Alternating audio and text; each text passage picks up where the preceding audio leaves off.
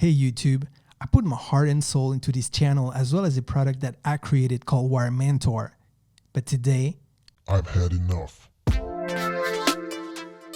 hello and happy new year YouTube. I'm your host Casino, I'm the digital alchemist, and today I want to talk about good and bad news when it comes to this whole YouTube experience as well as my product called Wire Mentor. First of all, I'd like to thank you, and I'm talking about the people that come here with a good spirit, and you are the majority. I actually feel blessed to have you around. We went from a little above 1K subscribers a year ago to 6.5K a year later, and that is amazing. Especially when the metrics show me that the vast majority are not subscribed, so it gives room for improvement. So thank you, and thank you. And if you're not subscribed yet and you enjoy my content, please consider clicking that subscribe button and joining my tribe. So as you may have guessed, that was for the good news. And it's not all, because I've done a few lives in the past year and I got to interact with some of you, and I've loved that. I want to do more of these. I'm just trying to get organized. As you know, last year was a crazy year, and like many of you, I've had to adapt. Now, let's talk about why I started this video with I've had enough. Well, my situation is no different from any other YouTuber. But we YouTubers always try to put out content and ignore the negative because there's just no time and energy left for it. But one thing that you may not understand is that putting out a 10 or 15 minutes video may require 10 hours of work and sometimes more. Actually, the video that you see appearing on screen right now took me a full week to produce and got around 25 times less view than this video that you're seeing right now, which took me just a few hours to produce. So the algorithm is absolutely merciless. And when I start working on a long tutorial video that may take me anywhere from 7 to 24 hours of work, I don't know how many people it's going to reach. And I definitely know one thing. Just like you, I need to pay my bills, and views equals ad revenue. And at this stage in my channel, I would make much more money if I was working as a junior at McDonald's than what I make with YouTube ads. And once again, I'm not the only one. Millions of YouTubers go through the same path. I've often said it, but YouTube is one of the hardest things I've done because you work over and over and over without seeing any rewards for a long time. Now, when I say that's one of the hardest things I've done, it's all relative, because I know that in some countries, people really have it hard. They're going through hardships, and you cannot even compare what they're going through with what I'm talking about today. But I'm talking about the YouTube ecosystem. So I just wanted to clear that out. So the truth is that for the vast majority of YouTubers, it takes years to break through. I knew that, so I keep on working as much as I can, bearing in mind that I do make a living with web design client work. So basically, I have really long days most of the week, combining my freelancing business with my YouTube career. So along the path, I created a product called Wire Mentor. Basically, it's a tool that helps me create fully functional responsive wireframe prototypes anywhere from 45 minutes to a few hours, where it used to take me days if not weeks with the traditional methods. And if it's the first time that you hear about Wire Mentor, let me just show you a quick 1-minute clip that explains it all. Now, if you're like me, you may be tired of starting from scratch for each new website that you create. And maybe you're tired of using popular themes or layouts that just everybody else is using. Well, I came to this conclusion too, so I focused on creating custom websites, and because I'm using Elementor Pro as my daily driver, I thought, why not doing the wireframes, the design, and the prototype straight in Elementor Pro instead of using a wireframe app and then a computer graphics software and then a prototyping app before I can finally start building the website in Elementor Pro. So I looked for a modern wireframing and prototyping kit for Elementor Pro, but I couldn't find any. So I built one. Introducing Wire Mentor, the quickest way to wireframe and prototype with Elementor Pro. Literally hundreds of pre-styled items, among which elements, blocks, and layouts. One-page layout with scroll navigation, modern headers and footers, and much, much more. So take a look for yourself and check the demo at wirementor.com. So initially, I was just using it for myself, but I spent so much time working on it, and some fellow web designers asked me if they could use it for themselves. So eventually, I thought it would be a win-win situation to sell it. I could help more web designers across the world while generating a revenue that will help me pursue my goal to become a full-time content creator. I never really ran ads except maybe during 2 or 3 days at launch, and never ever since. So the sales only came from the organic views on YouTube. Now, like I said, in 1 year, I got a few more thousands of subscribers and more views. So that also meant more sales, and that's great, right? Well, yes and no. Yes, because more sales equal more revenue. But no, because even though the majority of my customers are great and honest professionals, with the broader audience, I've seen a new breed of customers appear, dishonest refund policy abusers. And just to establish my point, I just want to show you an article from the Terms Feed website when it comes to refund policies in the US and digital products.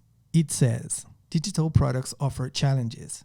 It's possible for users to download a product, claim it does not meet expectations, and then demand a return and refund while still using the product. There's no material product to verify a return, and issuing refunds without investigation can lead to abuse. This is how Apple handles these requests. Described in its terms and conditions agreement, Apple explains that each request is reviewed, and if fraud is suspected, the customer does not receive a refund, as you can see here. Apple may refuse a refund request if we find evidence of fraud, refund abuse, or other manipulative behavior that entitles Apple to a corresponding counterclaim. As mentioned, there is no way to know for sure if a digital product failed to operate for a user, but considering each request individually helps. And as you may imagine, this is exactly what has been happening to me. Now, I must give you the context. You have to know that when people purchase WireMentor, they can ask for a refund before the first download. And before they actually do that first download, a digital waiver prompt appears on screen, letting them know that if they agree with launching the first download, they lose the right to a refund. And that's logical because, as we've just seen, they would still get access to the product since a digital product like this cannot be returned. Now, with that in mind, I'm going to give you two opposite examples that happened to me. First example. A few months ago, a customer purchased the product, but because she came from a graphic design background, she found it confusing and she asked for a refund. So I offered technical help via a video call and told her that after that call, if she still wanted a refund, I was open to give it to her, even though she had signed a digital waiver. Now, she was really pleased with the call and decided to abandon her refund request. But even if she had asked for a refund, I would have felt comfortable because I knew that she was honest. Now, fast forward to my second example. A few days ago, I had a completely different experience, and unfortunately, it's one too many. And also, it's what triggered this video and the decision I've made, which I will talk about in a moment. A client that we'll call Bob purchased WireMentor. Now, the same day, he reaches out to support asking for a refund with the following message. I would like a refund. I'm not happy with the product. It isn't working properly. Now, as you may have guessed, I know the product works because I use it all the time and my customers use it all the time. But as I stress it every time I talk about WireMentor, it is a product built for professional web designers and web developers. So if you're not either of these, it may feel a bit technical to install the first time you do it.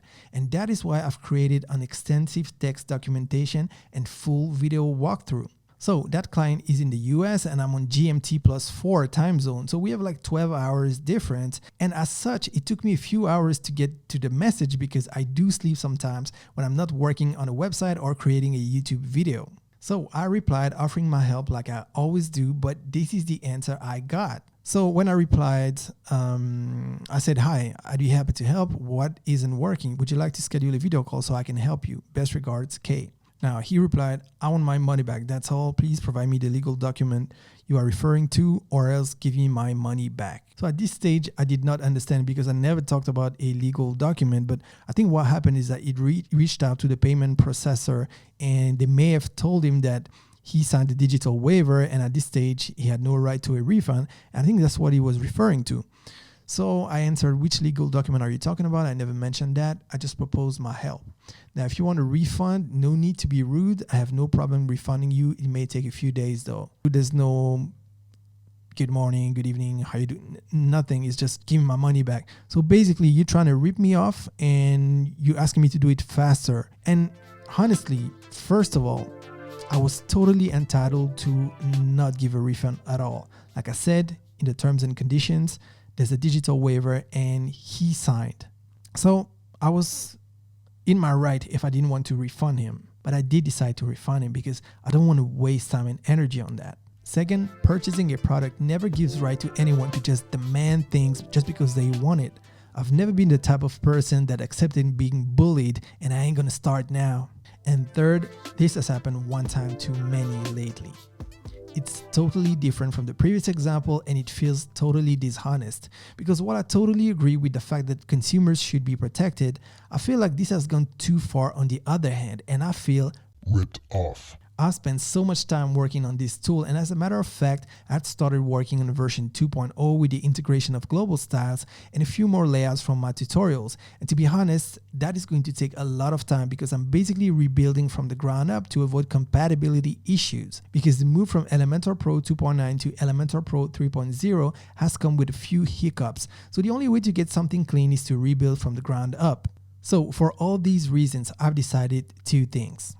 One, I will keep on working on WireMentor and my existing clients will get all updates and support as usual. And that's because they should not endure the consequences of a few dishonest people. And two, until further notice, WireMentor will not be available for purchase for new clients, unfortunately, at least until I figure out a way to get rid of this problem.